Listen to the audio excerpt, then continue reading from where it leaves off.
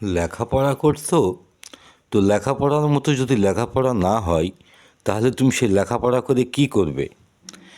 লেখাপড়া, তো এই লেখাপড়া যদি না জানো লেখাপড়া কিভাবে করতে হয়, তাহলে তোমার করে কোনো লাভ হবে না। ও কাজ করে কোনো দরকার নেই। অন্য কোনো কাজ করলে তুমি বোধহয় অনেক ভালো কিছু করতে পারতে। তো যাই হোক, তো আজকে আমি তোমাদের সামনে একটা বিষয় নিয়ে আসলাম। আমি লেকচারার প্রণব সেন। আজকে আমাদের বিষয় ফ্রি হ্যান্ড রাইটিং।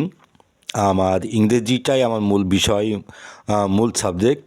তো এই ইংরেজি পড়তে গিয়ে আমি কিভাবে লেখাপড়া শিখলাম এবং লেখাপড়াটা কী, এবং আজকের এই ফ্রি হ্যান্ড রাইটিংয়ের মধ্য দিয়ে তুমি বিস্তারিত সকল কিছু জানতে পারবে।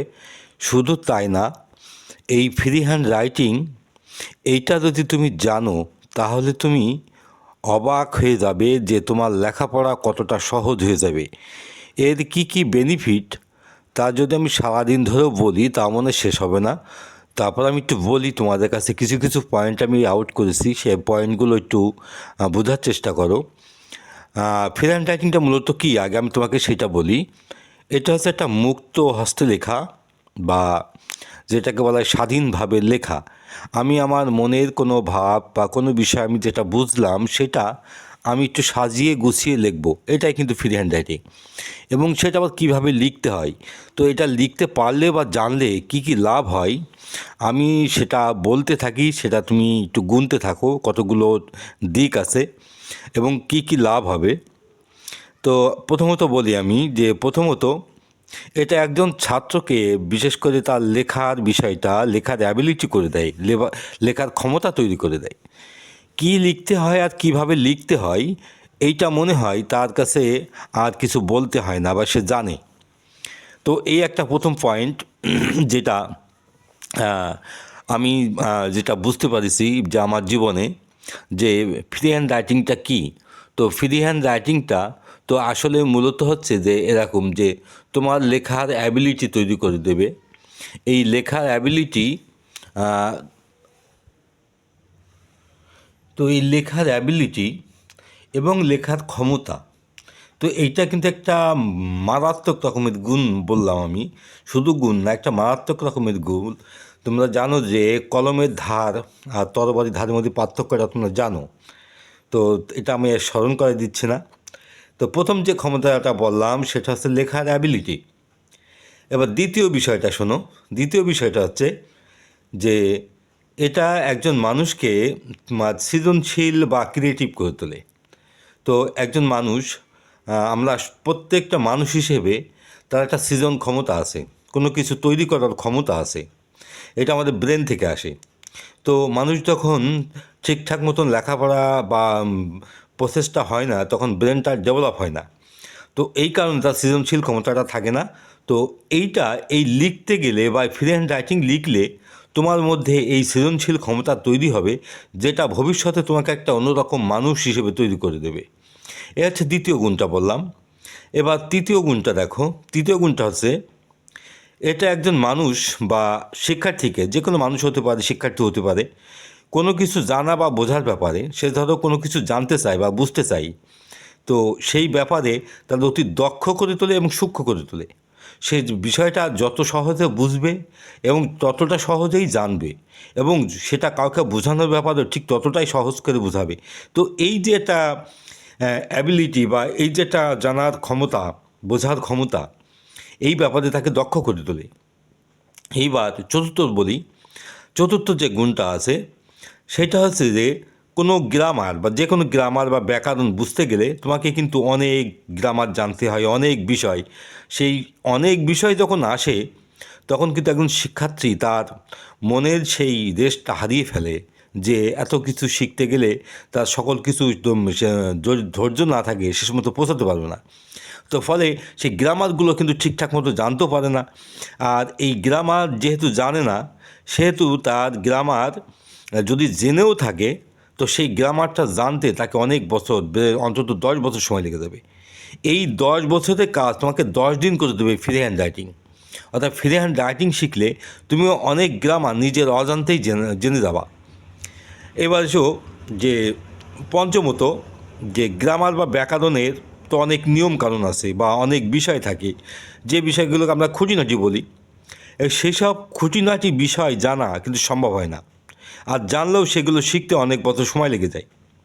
সেই জন্য তুমি এটা এত তাড়াতাড়ি তুমি শিখবে যে তোমাকে ওই সময়টা তো লাগাবেই না, এবং খুঁটিনাটি বিষয়টা তুমি জেনে যাবে এই ফ্রি হ্যান্ড রাইটিং করতে গেলে।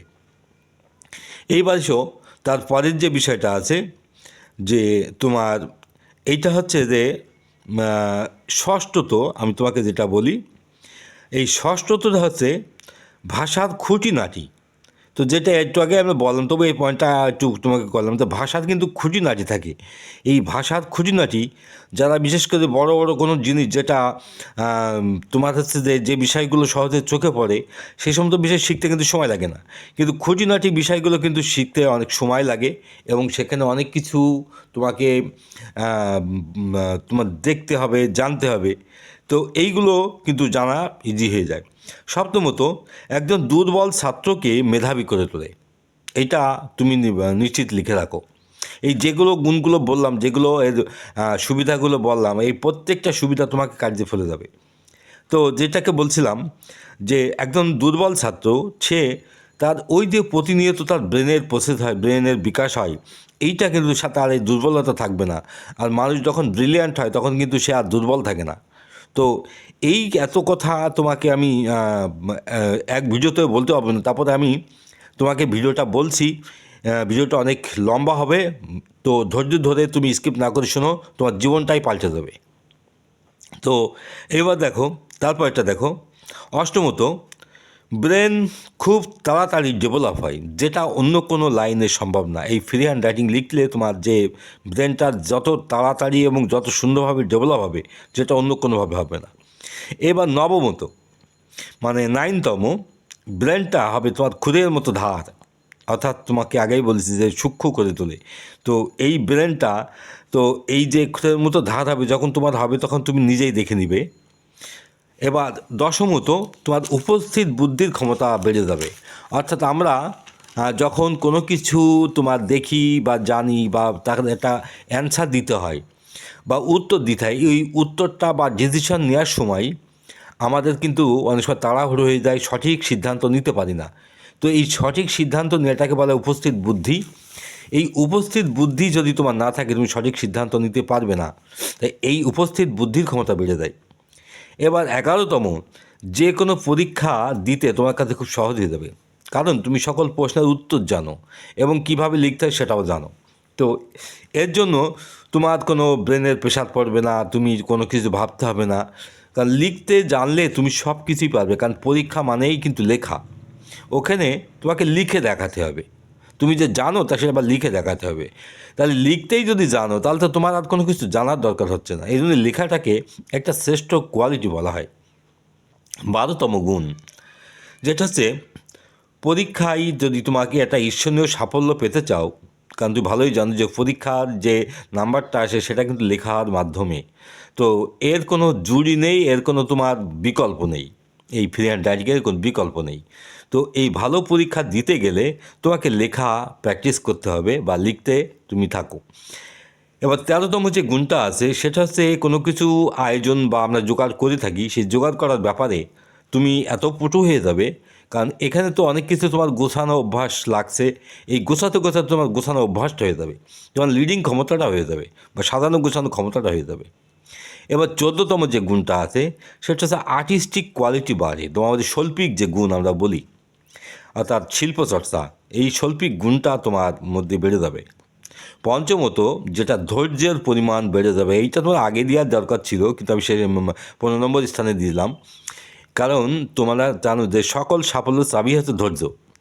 তো ধৈর্য কী জিনিস, তা ফ্রি হ্যান্ড রাইটিং লিখতে গেলে তুমি জানবে, এবং আজকের ভিডিওটা দেখতে গেলেও তোমার সেই ধৈর্যটাই লাগবে। তো এই ধৈর্য ধরে তুমি ভিডিওটা দেখো, তুমি অনেক তোমার জীবনটাই পাল্টে যাবে।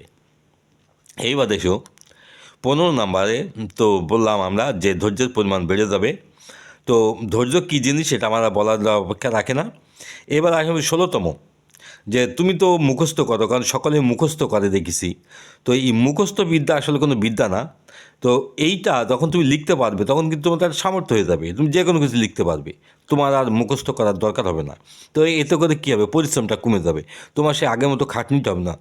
এক কথায় ভূতের যে খাটনি আগে, আমরা সকলেই এই ভূতের ব্যাঘাত বলি, সেই ভূতের ব্যাঘাত দিতে, তো সেই ভূতের মতন সেই পরিশ্রম করাটা আর তোমার লাগবে না, কারণ তুমি সব কিছু স্মুথলি করতে পারবে, ঠিকঠাক মতো করতে পারবে।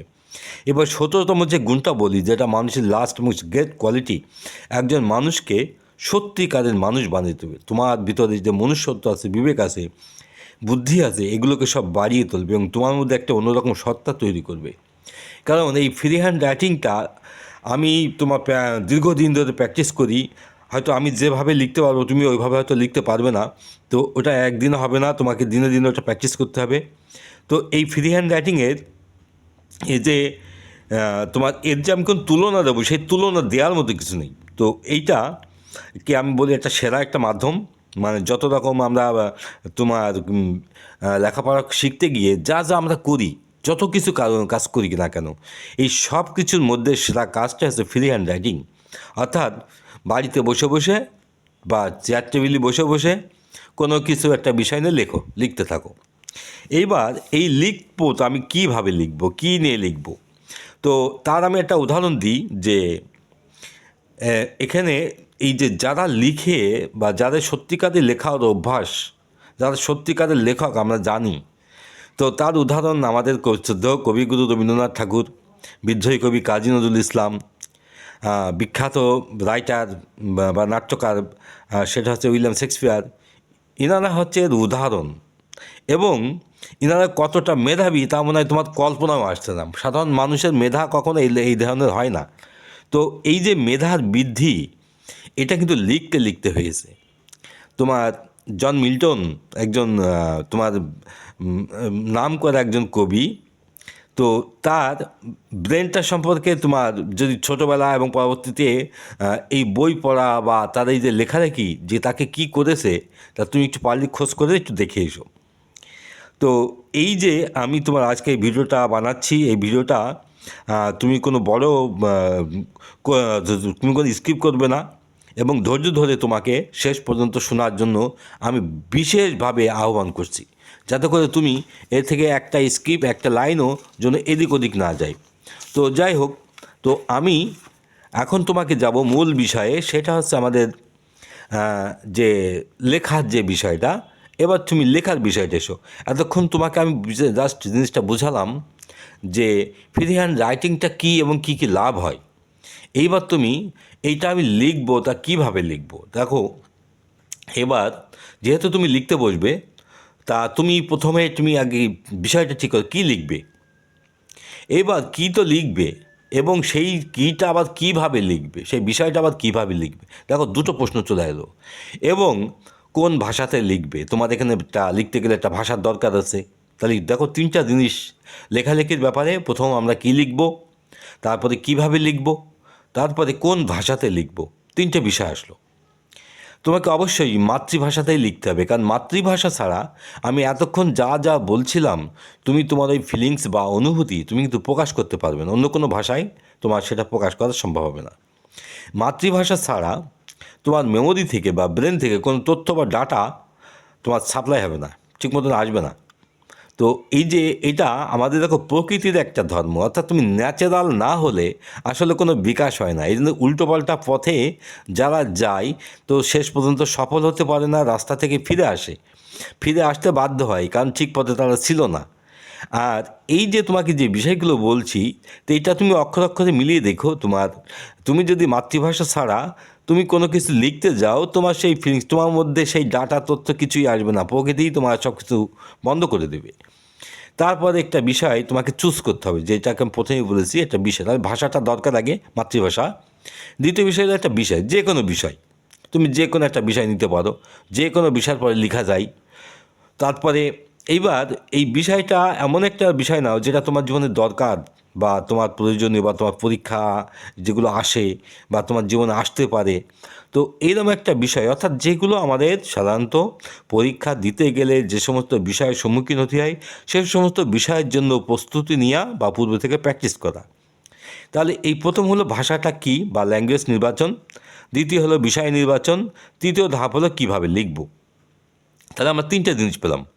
এইবার এই যেহেতু আমি প্রথম তোমাকে কি লিখব এই বিষয়টা যেহেতু আমি এখনও নিইনি, আমি তোমাকে একটু পরে ওটা তোমার দেখো কীভাবে আমি এইগুলো ধাপে ধাপে যাই শেষ পর্যন্ত। তারপরে এইবার যে আমি তো লিখবো, তা এই লেখার আবার তিনটা বিষয় আছে। যে কোনো লেখার তুমি যেটাই লেখে না কেন, লেখার তিনটে পার্ট হয়। একটা হচ্ছে ইন্ট্রোডাকশন, একটা ডিসক্রিপশন, একটা কনক্লুশন, মানে ভূমিকা, বর্ণনা এবং উপসংহার। অর্থাৎ লেখাটা তিন ভাগে বিভক্ত থাকবে। তিনটে প্যারা বলবে না, প্যারা হলেই এক প্যারাই করে দিবা, কিন্তু যদি এটা রচনা হয় তাহলে তোমাকে তিন প্যারা করতে হবে। অনেক সময় ডিসক্রিপশন 3-4 প্যারা থাকে, সব মিলে বেশ কটা প্যারা হবে, কিন্তু প্যারাগ্রাফ হলে এক প্যারাই। তুমি যেটাই লেখো না কেন, এই লেখনির ধরনই এই তিনটে: ইন্ট্রোডাকশন, ডিসক্রিপশন, কনক্লুশন। তো এই মোট তিনটি বিষয়ে লেখার নিয়ম। তো এখানে তোমাকে আরেকটা কথা বলি, তোমার ভাষা অর্থাৎ তুমি যেটা লিখবে সেটা যেন সহজ হয় এবং সরল হয়। তো সহজ সরল ছাড়া জটিল করে যখন তুমি লিখতে যাবে তখন তোমার সেই ভাষাটা প্রাণোজ্জ্বল হবে না, আর তার মধ্যে কোনো প্রাণ থাকবে না, বা তুমি লেখা দিয়ে কিছু বের করতে পারবে না, তোমার লেখাটা সুন্দর হবে না, বা তুমি সে এক কথায় নম্বর পাওয়া মতন বা মার্ক পাওয়া মতন যে জিনিসটার দরকার হয় তোমার নাম্বার জুটবে না। তারপরে জটিলতা করবেই না। তো এই যেহেতু তুমি বিগিনার, তাই প্রথম থেকে তোমার মানটা যথাযথ হবে না, এটা তুমি নিশ্চিত থাকো। এর জন্য তোমার কোনো হতাশা বোধ করার দরকার নেই, কারণ তুমি এটা লিখতে লিখতে একদিন পেয়ে যাবে, একদিন সে জায়গাটা তুমি পেয়ে যাবে। এবার পরীক্ষায় সাধারণত যে সমস্ত বিষয়টা পড়ে বা আসে, আমি তোমাকে যেমনটা বলি, যেমন ধরো আমাদের সাধারণত বিষয়গুলো, এইগুলোর বিষয় পড়ে সাধারণত রচনা, প্যারাগ্রাফ বা অন্য কোনো বিষয় পড়ে আর্টিকেল লিখতে বলে আমাদেরকে। যেমন ধরো বেকারত্ব, এটা কিন্তু এটা আমাদের জীবনের একটা বিরাট সমস্যা। তো এটা নিয়ে পরীক্ষা প্রায় আসে দেখি। লোডশেডিং, বিদ্যুৎ বিভ্রাট, এটাও আমাদের জীবনের একটা অংশ। টি স্টল, চায়ের দোকান, এটা অহরহ দেখা যায়, এটা নিয়ে তুমি লিখতে পারো। ইন্টারনেট, এটা তো আরও কমন একটা বিষয়। তারপরে খাদ্যে ভেজাল, অর্থাৎ খাদ্যের মধ্যে যে ভেজাল মিশানো, এটার পরে একটা রচনা বা প্যারাগ্রাফ। তাহলে এই যে উপরে অনেকগুলো আমি তোমাকে বিষয় নিলাম, এটা একটা বিষয় তুমি সিলেকশন করো। তো এই যে সিলেকশনটা তোমাকে বললাম দুইভাবে নিতে পারো। একটা রচনা আকারে, রচনা মানে একটু বড় আকারে, প্যারাগ্রাফ মানে অত ডিটেইল ঘটনা না, একটু ছোটো করে বলা। তো এখানে দেখো, এবার তুমি যদি লিখতে জানো তাহলে তুমি কিন্তু রচনা লিখতে পারবে, প্যারাগ্রাফও লিখতে পারবে, যেটাই হোক না কেন। আবার প্রশ্নের উত্তর তো সহজে দিতেই পারবে।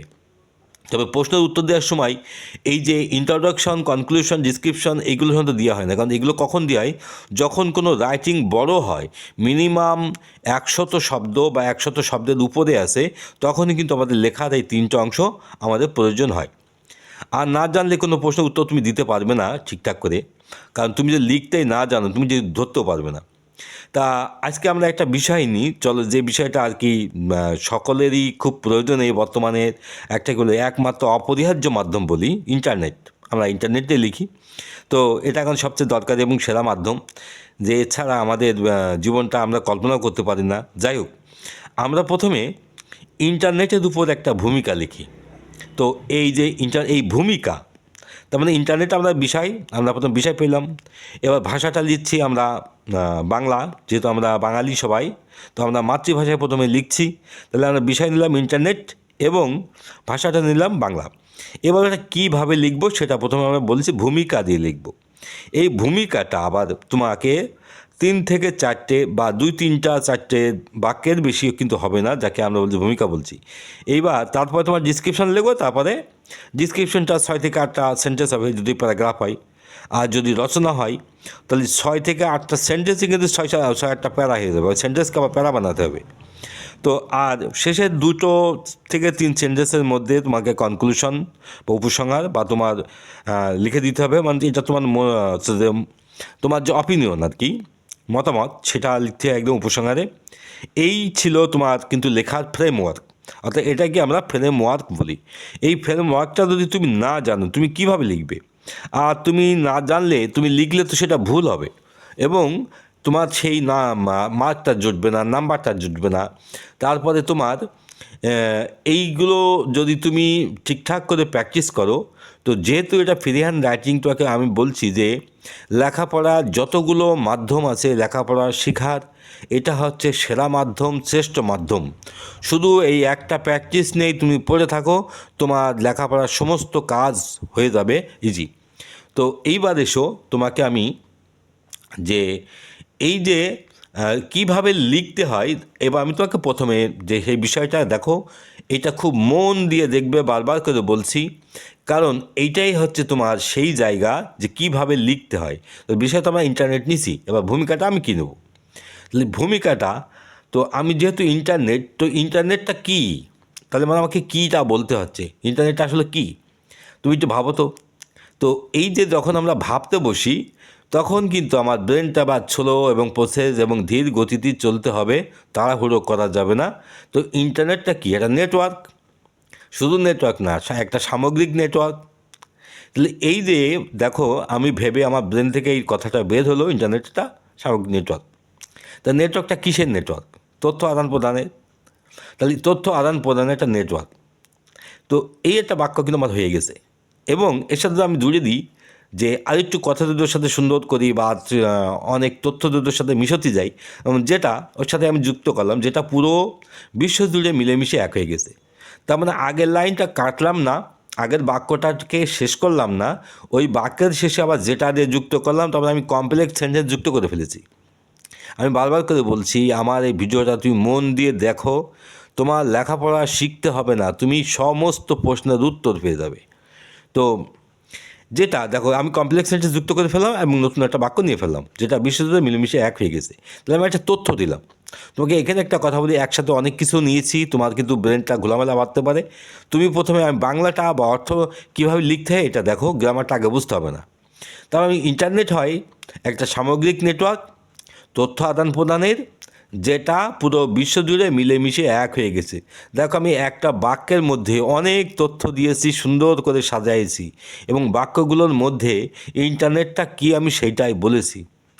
তো এইটা তোমাকে একবারে আসবে না, তুমি লিখতে লিখতে আসবে, তবে তুমি সহজ করে লেখার চেষ্টা করো, করতে করতে একদিন তোমার ব্রেনে পার্ট খুলে যাবে।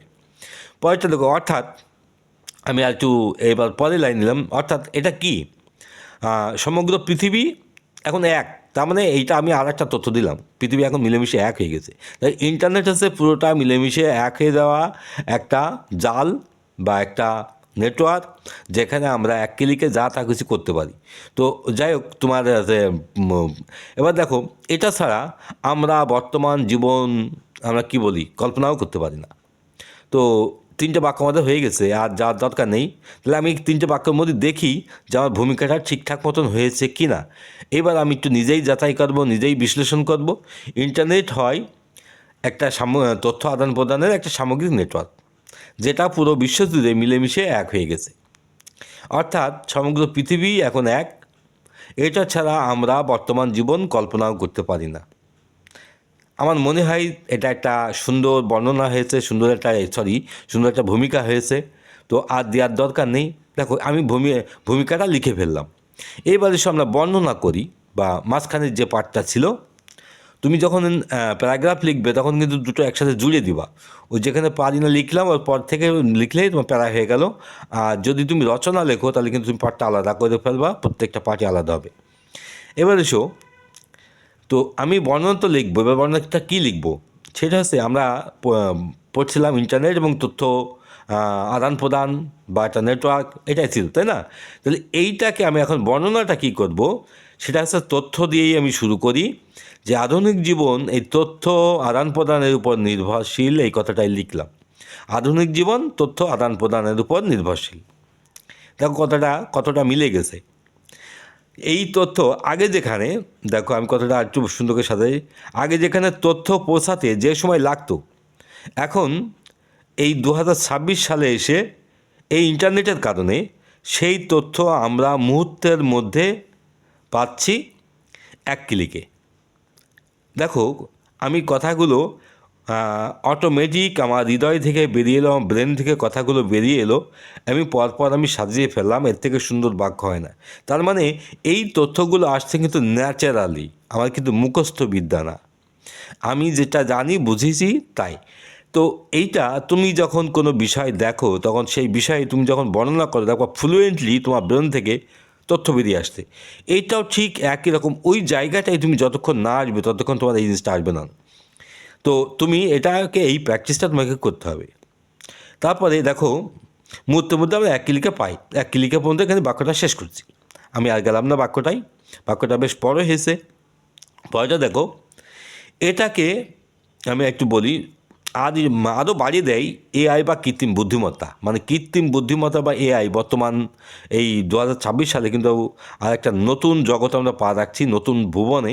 সেটা হচ্ছে এআই। ইন্টারনেটটা আগেই ছিল, কিন্তু এআই আসার কারণে ইন্টারনেটটা যে কী অবস্থা হয়েছে, তো এখানে যারা জানে তারা এই বিষয়টা বোঝে, এটাকে আরও বাড়িয়ে তুলেছে। আমি একটা বাক্য নিলাম, তারপর দেখো আমি এক এক করে কিন্তু সেই ইন্টারনেটের বর্ণনা দিচ্ছি, ইন্টারনেট সম্পর্কে আরও তথ্য দিচ্ছি, এবং সেটা বর্ণনার মধ্যে চলে গেছে। অর্থাৎ আমরা এখন অতি দ্রুততার সাথে এই তথ্য আদান প্রদান করতে পারছি, তো এই এআই আসার কারণে এবং ইন্টারনেটের কারণে।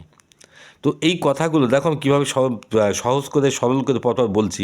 ফলে দেখো কথার সাথে যুক্ত কথা মানে মিষ্টতা নিয়ে আসলাম এবং সুন্দর করে সাজালাম। ফলে আমরা এখন অতি সহজে এবং কম সময়ে বেশি বেশি উৎপাদন করতে পারছি, বা তোমার উৎপাদন বা সৃষ্টি করতে পারছি।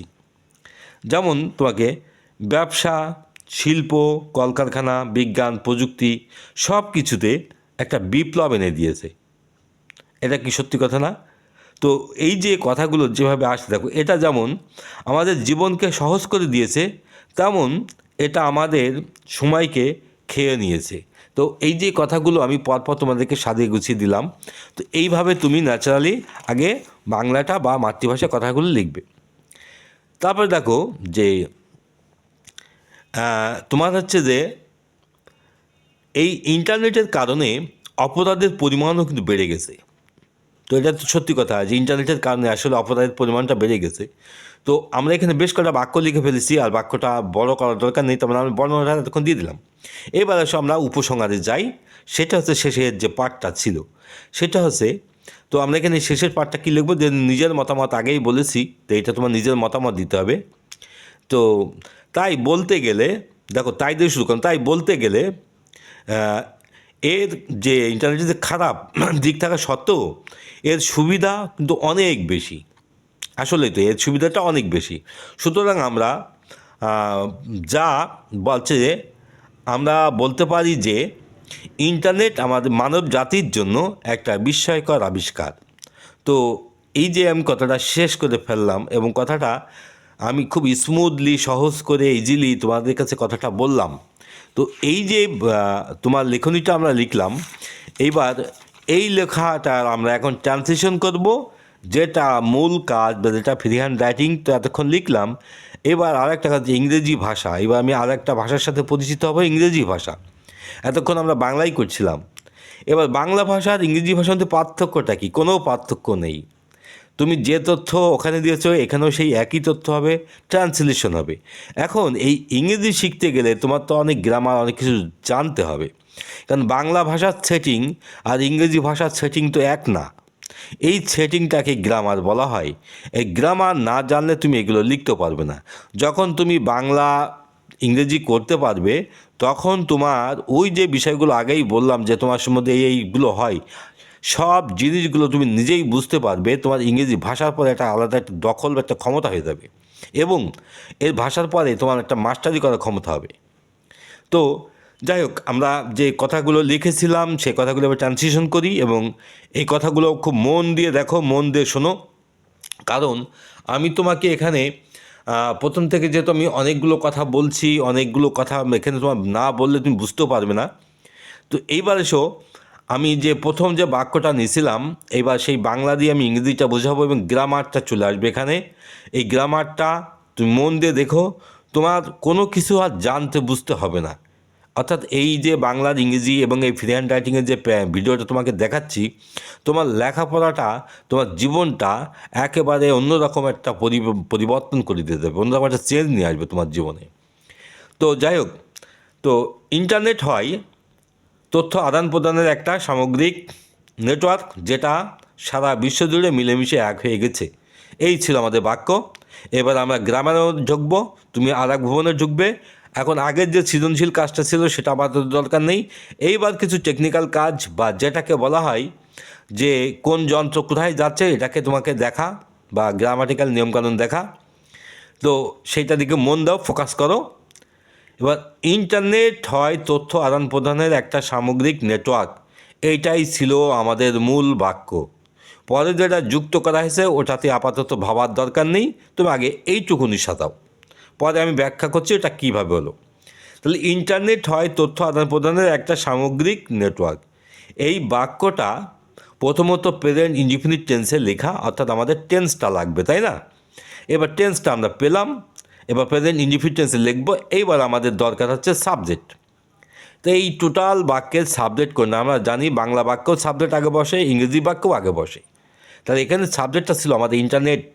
সেই ইন্টারনেটটা, যেহেতু এখানে ইন্টারনেটটা সাবজেক্ট, তাহলে ইন্টারনেটটা লিখতে হবে, এর সাথে একটা দি লাগবে। কেন জানো?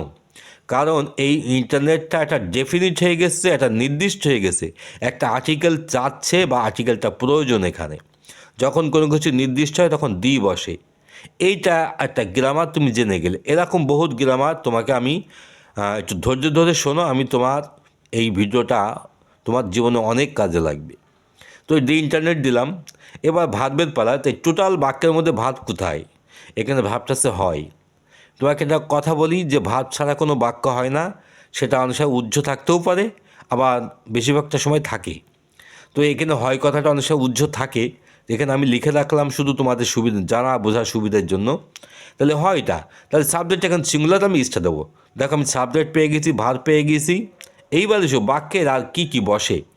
তো বাংলা থেকে ইংরেজিতে যখন যাই তখন এই গ্রামারটা একটু মাথায় রাখো। ইংরেজির স্ট্রাকচারটা এরকম: প্রথমে সাবজেক্ট বসে, তারপরে ভার্ব বসে, তারপরে অবজেক্ট, তারপরে ফ্রেজ। কিন্তু বাংলাতে প্রথমে সাবজেক্ট বসে, তারপরে অবজেক্ট বসে, তারপরে ফ্রেজ বসে, তারপরে ভার্ব বসে।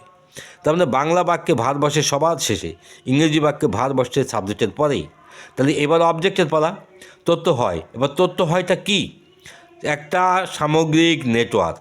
তো এই যে সামগ্রিক নেটওয়ার্ক, তো একসাথে কথাগুলো লেখা আছে, একসাথেই পরপর লিখতে হবে। এই নেটওয়ার্কটা দেখো শেষে বসছে, তার আগে সামগ্রিক লেখা আছে, তার আগে একটা লেখা আছে। এই তিনটে শব্দ, এটাকে বলে কমপ্লিমেন্ট, নাউন কমপ্লিমেন্ট। একবারে হয়তো অত মনে রাখতে পারবা না, আমি তোমাকে জাস্ট কিছু সংক্ষেপে ধারণা দিচ্ছি। তাও এখানে নেটওয়ার্কটা নাউন, নাউনের আগে অ্যাডজেক্টিভ বসে সামগ্রিক, তারপরে একটা, তার মানে একটা আর্টিকেল বসবে, একটা অ্যাডজেক্টিভ বসবে, একটা নাউন বসবে। এই যে পার্টস অফ স্পিচটা, এইটা না জানলে তুমি তো গ্রামার বুঝতে পারবে না। এইগুলোকে বলে সূক্ষ্ম সূক্ষ্ম বিষয়। তার মানে এবার সামগ্রিকটা আমি একটু পরে লিখে দিই ইংরেজিটা, যেহেতু তোমার এইগুলো প্রথমের দিকে তোমার ব্রেনটা ঠিকঠাক মতন ধৈর্য হারিয়ে ফেলবা, কারণ এটা করতে গেলে অনেক কিছু লাগে। তবে এটা মেধাবীদের জন্য, আমি আসলে ভিডিওটা শুধু মেধাবীদের জন্য, সবার জন্য ভিডিওটা বানাচ্ছি। তো এই নেটওয়ার্কটা লিখলাম। এবার মাঝখানে একটা সামগ্রিক কথাটা ইংরেজিটা লেখা হয়নি। তো সামগ্রিকটা কি? এটা একটা গ্লোবাল না, সারা বিশ্ব জুড়ে না? তাহলে এই যে গ্লোব থেকে আমি গ্লোবালটাই লিখি, তাহলে মানে একটা অ্যাডজেক্টিভ দিয়ে দিলাম গ্লোবাল। এবার এই গ্লোবাল নেটওয়ার্ক একটা সামগ্রিক নেটওয়ার্ক হলো। এবার সামগ্রিক নেটওয়ার্কটা কী ছিল? সেটা হচ্ছে তথ্য আদান প্রদানের।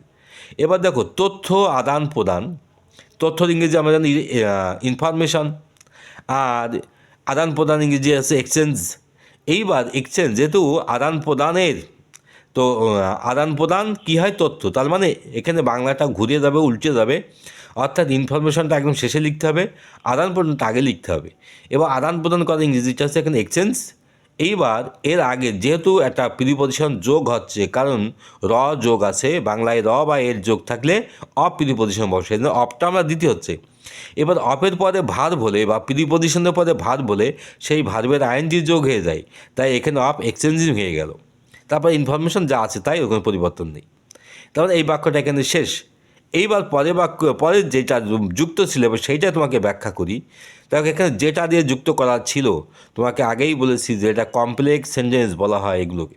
কমপ্লেক্স সেন্টেন্সে যখন বাক্যের সাথে বাক্যের জুড়া হয় এবং যেটা দিয়ে সেটা দিয়ে যিনি দিয়ে তিনি দিয়ে আমরা এগুলো কত বলি না, এইগুলোকে বলে কমপ্লেক্স সেন্টেন্স। এবার যেহেতু কমপ্লেক্স সেন্টেন্স আসছে তার মানে আর একটা নতুন ক্লজ তৈরি হলো। এই যে নতুন ক্লজ যেটা তৈরি হলো এটাকে সাবঅর্ডিনেট ক্লজ বলা হয়। তো এবার তোমাকে এটা বলি যে তোমার হচ্ছে এই কমপ্লেক্স সেন্টেন্সে দুটো ক্লজ থাকে। তাহলে এই দুটো ক্লজ তোমার প্রিন্সিপালটা রয়েছে, এবার ওর সাথে আমরা আরেকটা ক্লজ যুক্ত সাবঅর্ডিনেট। তো সাবঅর্ডিনেট ক্লজই হোক আর প্রিন্সিপাল ক্লজই হোক, প্রত্যেকটা বাক্যে সেই একই রকম নিয়ম। সাবজেক্ট থাকবে, ভার্ব থাকবে, অবজেক্ট থাকবে, বা একটা স্ট্রাকচারের মধ্যে যা যা থাকার দরকার সবই কিন্তু সেখানে থাকবে। এইবার এখানে দেখো যে এবার যেটার ইংরেজি আমি কোনটা লিখবো, ওই যে ইনফরমেশন যেটা তথ্য যেটা, তাহলে তথ্যকেই বলা হচ্ছে। এবার তাহলে মানে তথ্যের পাশে আমাকে যেটা লিখতে হবে। এবার এই তথ্যের পাশে যেটা লিখে বলা হয় এটাকে লিখলাম দ্যাট। এবার হুইচ দ্যাট এইগুলোকে বলে রিলেটিভ প্রোনাউন। তোমার একটা রিলেটিভ প্রোনাউন যাচ্ছে ওখানে, অর্থাৎ প্রোনাউন বসলো না, ওটা মূলত নাউনের জায়গা। নাউন বসলো না তাহলে প্রোনাউন বসবে, যদি প্রোনাউন না বসে তাহলে রিলেটিভ প্রোনাউন বসবে। এইটা ওই সাবজেক্টের জায়গায় দরকার। এবার দ্যাটটা দিলাম।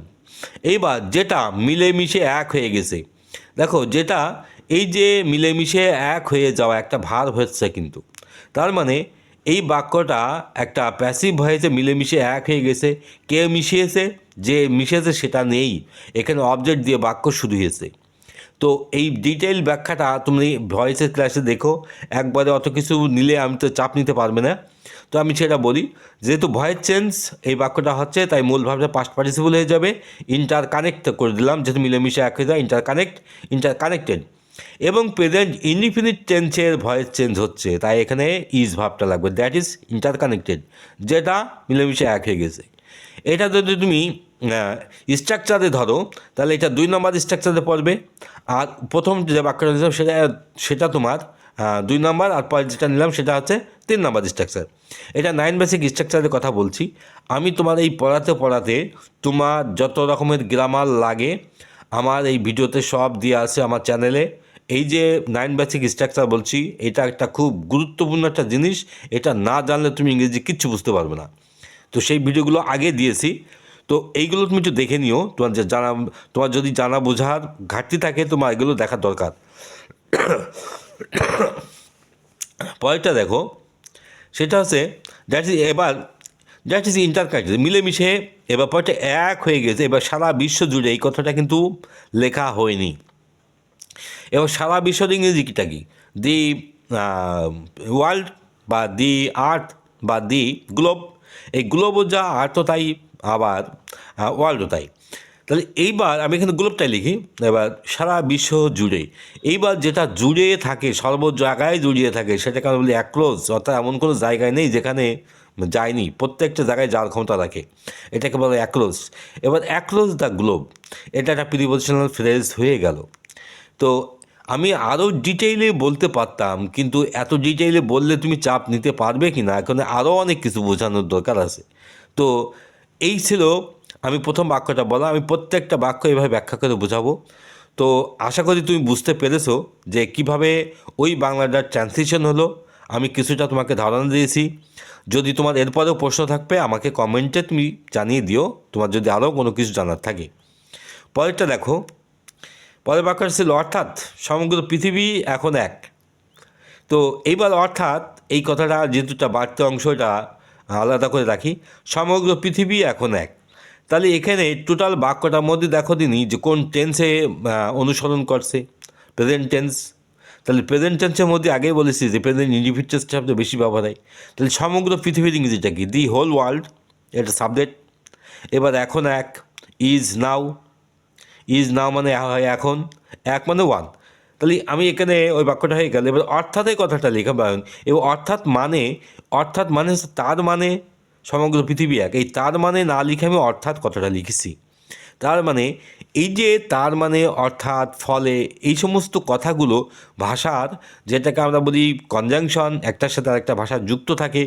তো এই কনজাংশনটা আমরা আগে যুক্ত করলাম। তো এটাকে আমরা দিস মিনস বলতে পারি, দ্যাট মিনস বলতে পারি। তার মানে বলে দ্যাট মিনস, এটার মানে দিস মিনস, তাহলে আমি এখানে দ্যাট মিনস মানে তার মানেই লিখলাম। তার মানে that means the whole world is now one. আশা করি আমরা বিষয়টা বোঝাইতে পারছি। যেহেতু ভিডিওটা বড় হয়ে যাচ্ছে, তোমার এটা শেষ করতে হবে আমার, একটু তাড়াতাড়ি বলি, তোমাদের সাথে একটু মন দিয়ে শোনার চেষ্টা করো। এটা ছাড়া আমরা বর্তমান জীবন কল্পনাও করতে পারি না। পরের বাক্যটা এরকম, আমরা পারি না, তার প্রথমে সাবজেক্টটা নাও, সাবজেক্টটা কি আমরা, আমরা কি, এবার একটা অক্সিলারি ভাব নাও, পারি না, আমরা পারি না কি কল্পনাও করতে। এবার আমরা কল্পনা করতে পারি না, এইটুকুর আগে ট্রান্সলেশন করো, উই ক্যান নট ইমাজিন। এখানে ইমাজিন ভার্বের কোনো পরিবর্তন হলো না, কারণ আগে মডেল অক্সিলারি ভার্ব বসে গেছে। এই ক্যান হচ্ছে মডেল অক্সিলারি ভাব, এই জন্য মূল ভাবের কোনো পরিবর্তন হলো না। উই ক্যান নট ইমাজিন, আমরা কল্পনাও করতে পারি না, কি কল্পনা করতে পারি না, আমাদের বর্তমান জীবন, অর্থাৎ এইটা এখানে অবজেক্ট, সাবজেক্ট বসালাম, ভার্ব বসালাম, এবার আমাদের বর্তমান জীবনটা লিখলাম। এবার আর বাকি কী ছিল, এটা ছাড়া, তো এটা বলতে ইন্টারনেট ছাড়া, আমরা এখানে এটা বা ইন্টারনেট একই জিনিস, এবার এখানে নাউনের পরিবর্তে প্রনাউন বসেছে, তাই উইদাউট ইটটা লিখলাম এখানে, এটা ছাড়া। আশা করি আমরা বিষয়টা বোঝাইতে পেরেছি। পরের বাক্যটা দেখো, আগে যেখানে তথ্য পৌঁছাতে যে সময় লাগতো, এখন এই 2026 সালে এসে ইন্টারনেটের কারণে সেই তথ্য আমরা মুহূর্তের মধ্যে পাচ্ছি এক ক্লিকে। বাক্যটা বেশ বড়।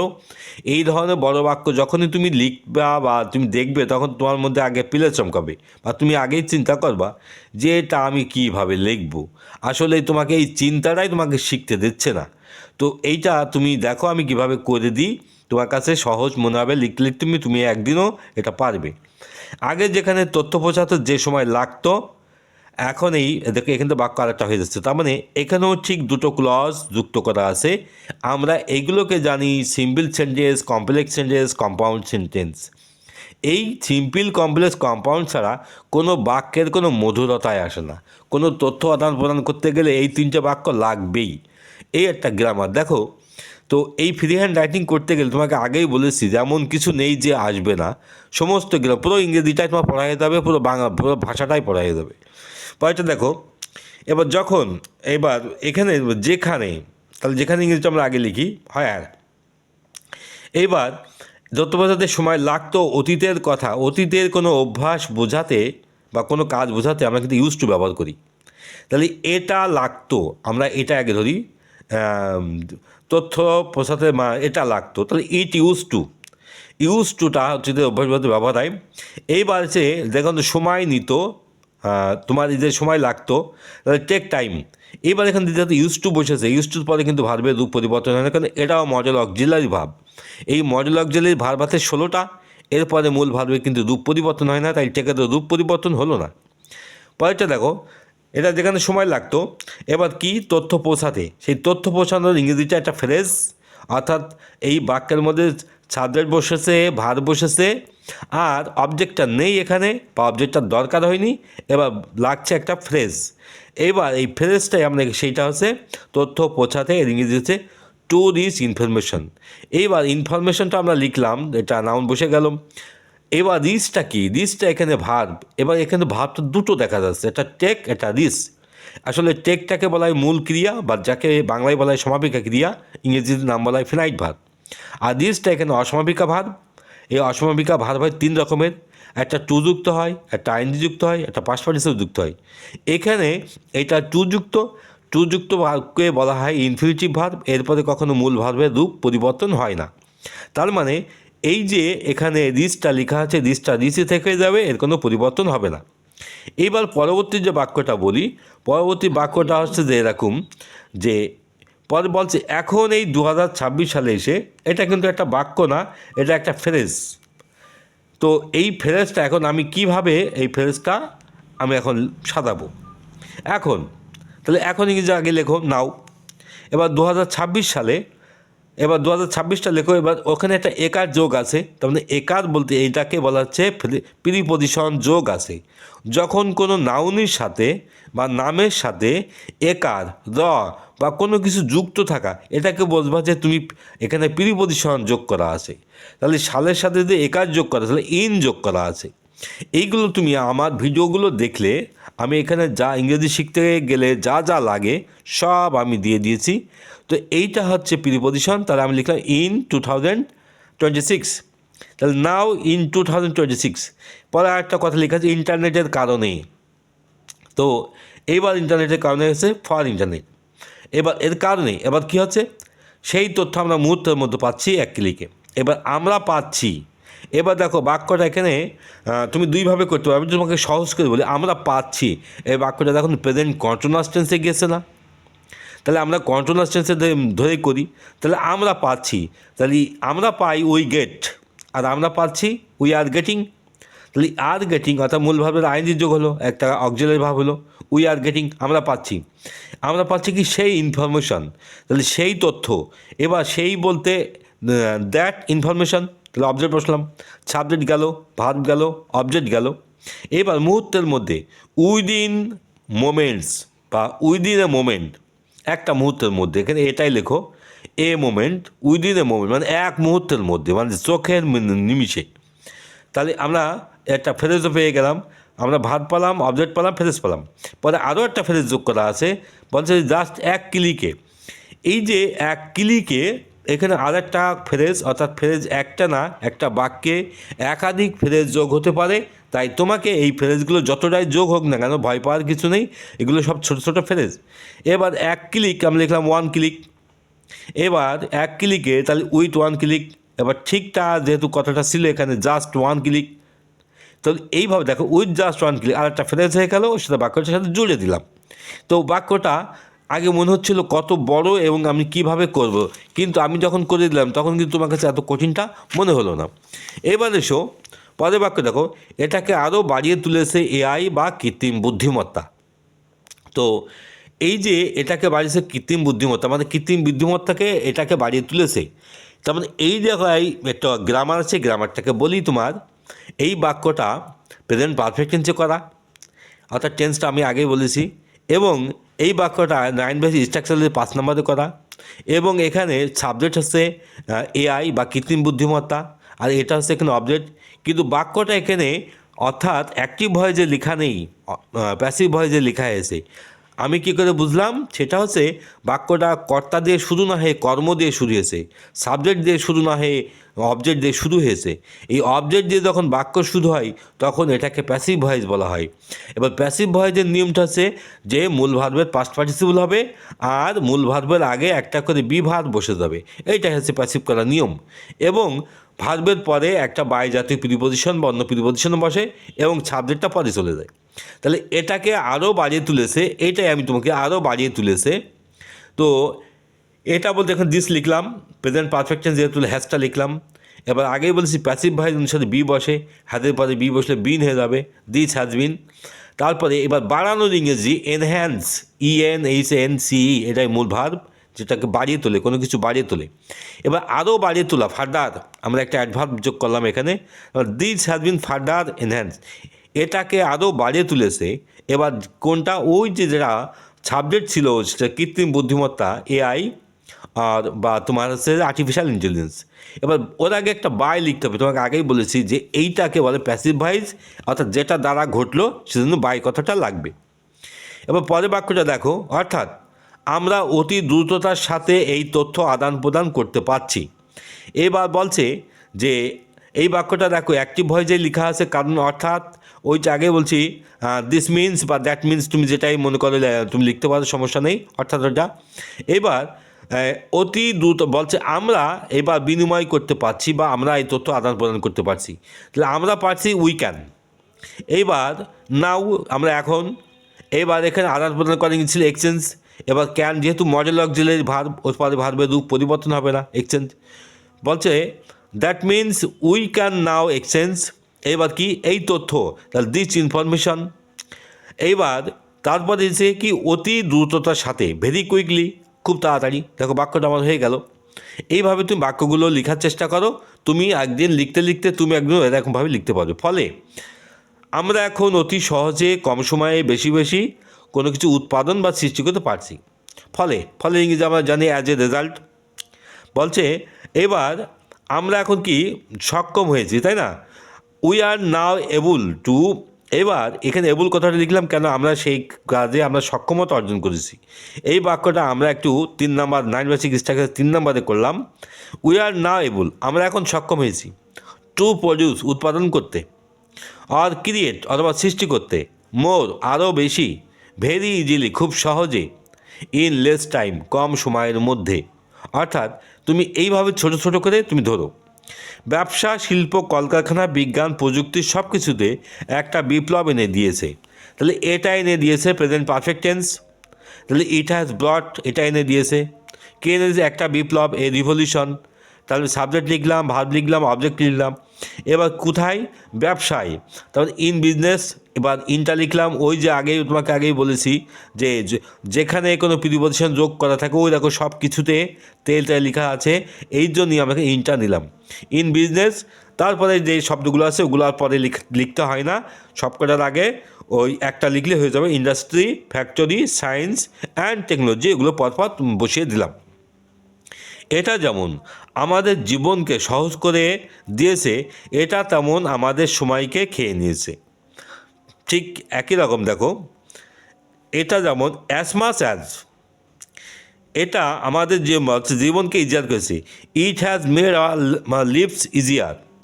লিভস মানে এখানে জীবন বোঝাইছে। তো as much as it has made our lives easier, এটা প্রথম ক্লাসটা আমরা লিখলাম। আবার ইটটা এখানে সাবজেক্ট ছিল, এটা আমাদের সময়কে খেয়ে নিয়েছে। এখানে খেয়ে নেওয়ার ইংরেজি আমরা লিখলাম কনজিউম, মানে কোনো কিছু খেয়ে ফেলা আর কি, তার ধরে রাখা আর কি। It has also present perfect tense, আবারও অলসো কনজিউমড আওয়ার টাইম। তো এই যে প্রথমটা আওয়ার লিভ ছিল, এখানে পরটা আওয়ার টাইম ছিল, এটা এখানে অবজেক্ট। তো এখানে এই করতে করতে দেখো কোনটা অবজেক্ট, কোনটা সাবজেক্ট, কোনটা কি, তুমি বিস্তারিত তথ্য পাচ্ছ, বিস্তারিত কিছু জেনে যাচ্ছ। এই ইন্টারনেটের কারণে অপরাধের পরিমাণও বেড়ে গেছে। এবার দেখো, অপরাধের পরিমাণ বেড়ে গেছে, present perfect tense.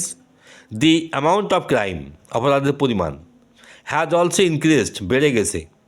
Due to this, বলছে যে ডিউ টু দিস ইন্টারনেট, এই ইন্টারনেটের কারণে। এইভাবে তুমি ছোটো ছোটো করে বাক্যগুলো তুমি লেখো, লিখতে লিখতে তুমি একদিন লিখতে পারবে।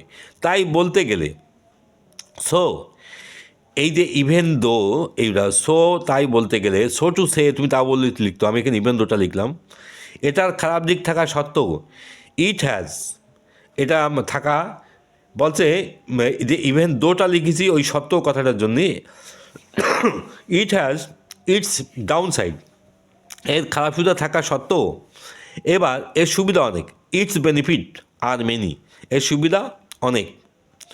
সুতরাং আমরা বলতে পারি যে ইন্টারনেট মানব জাতির জন্য একটা বিস্ময়কর আবিষ্কার। সো উই ক্যান সে, আমরা বলতে পারি যে দ্যাট, একটা কনজাংশন ব্যবহার হলো, পরে আবার একটা নতুন বাক্য, ইন্টারনেট মানব জাতির জন্য একটা বিস্ময়কর আবিষ্কার। ইন্টারনেট এখানে সাবজেক্ট, ইজ 2 নম্বর স্ট্রাকচারের বাক্যটা লিখেছে। এই ওয়ান্ডারফুল ইনভেনশন, পরেরটা একটা ফর ম্যানকাইন্ড, একটা ফ্রেজ ব্যবহার হয়েছে। তো আশা করি আমরা বিষয়টা বোঝাইতে পারলাম। এই ছিল আমার আজকের ভিডিও, আজকে ফ্রি হ্যান্ড রাইটিং। আশা করি তোমার এই ভিডিওটা অনেক ভালো লেগেছে। তো এই ভিডিওটা যদি তোমার কোনো উপকারে লাগে, তোমার বন্ধুদের মধ্যে শেয়ার করে দিও, এবং সাবস্ক্রাইব করে না থাকলে সাবস্ক্রাইব করে দিও, এবং আমাকে ফলো করে দিও, যাতে করে আমি ভিডিও বানাতে উৎসাহিত হই এবং আমি তোমাদের মাঝে এরকম নতুন নতুন বিষয় নিয়ে ভিডিও আবার আনতে পারি। তো আবার দেখা হচ্ছে সামনের ভিডিওতে। সবাইকে অনেক ধন্যবাদ।